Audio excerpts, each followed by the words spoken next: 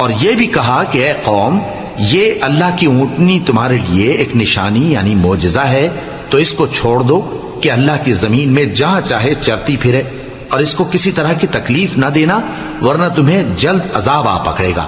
مگر انہوں نے اس کو کاٹ ڈالا تو صالح نے کہا کہ اپنے گھروں میں 3 دن اور فائدے اٹھا لو، یہ وعدہ ہے کہ جھوٹا نہ ہوگا۔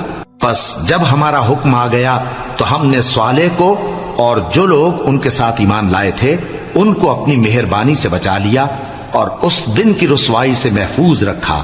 بے شک تمہارا پروردگار طاقتور ہے، زبردست ہے۔ اور جن لوگوں نے ظلم کیا تھا ان کو چنگھاڑ کی صورت میں عذاب نے آ پکڑا تو وہ اپنے گھروں میں اوندھے پڑے رہ گئے، گویا کبھی ان میں بسے ہی نہ تھے۔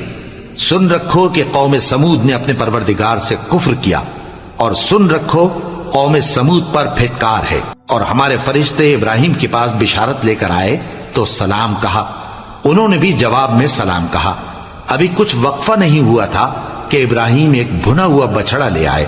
پھر جب دیکھا کہ ان کے ہاتھ کھانے کی طرف نہیں بڑھتے یعنی وہ کھانا نہیں کھاتے تو ان کو اجنبی سمجھ کر دل میں خوف کیا۔ فرشتوں نے کہا کہ خوف نہ کیجیے، ہم قوم لوط کی طرف ان کے ہلاک کرنے کو بھیجے گئے ہیں۔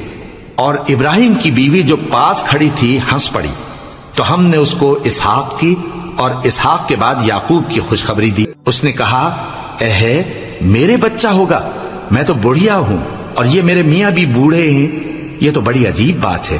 انہوں نے کہا، کیا تم اللہ کی قدرت سے تعجب کرتی ہو؟ اے اہل بیت، تم پر اللہ کی رحمت اور اس کی برکتیں ہیں، وہ لائق تعریف ہے، بڑا ہے۔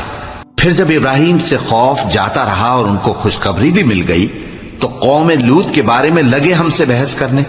بے شک ابراہیم بڑے تحمل والے، نرم دل اور رجوع کرنے والے تھے۔ اے ابراہیم، اس بات کو جانے دو